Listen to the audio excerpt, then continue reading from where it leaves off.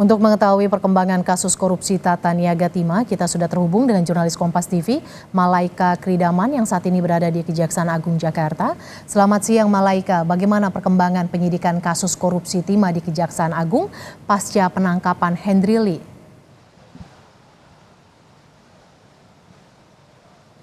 Ya, selamat siang Mercy dan juga saudara. Terkait perkembangan dari pemeriksaan Henry Lee, ini tentunya masih dalam proses pemeriksaan karena memang sejak ditangkapnya Henry Lee tadi malam, setelah ditangkap di bandara ini memang Henry Lee dilakukan pemeriksaan oleh pihak Kejaksaan Agung selama sekitar 1 jam sebelum akhirnya dipindahkan dan akan ditahan selama 20 hari ke depan di Rutan Salemba Kejaksaan Negeri Jakarta Selatan.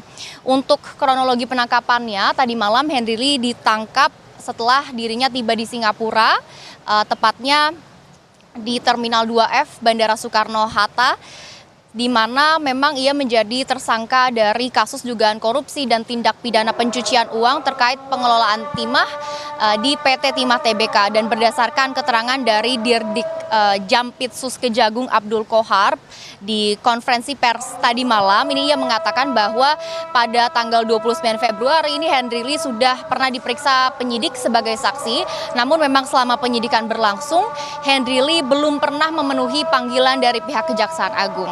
Dan akhirnya pada April 2024 ini Henry Lee sudah ditetapkan sebagai tersangka.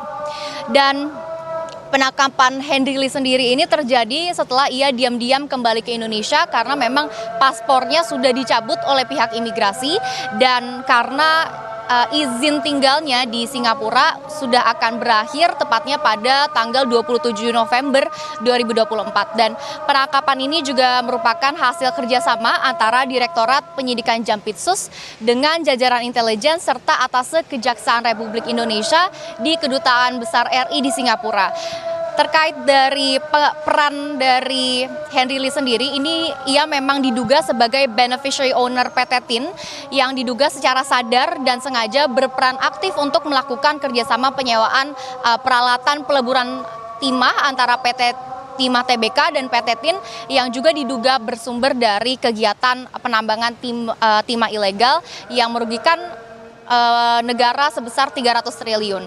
Henry Lee sendiri ini merupakan tersangka ke-22 dari 23 tersangka yang telah ditetapkan oleh pihak kepolisian, di mana setelah ditangkap tadi malam, Henry Lee diperiksa dulu oleh pihak Kejaksaan Agung selama 1 jam sebelum akhirnya dipindahkan ke Rutan Salemba dan akan ditahan selama 20 hari di Rutan Salemba Kejaksaan Negeri Jakarta Selatan. Mercy.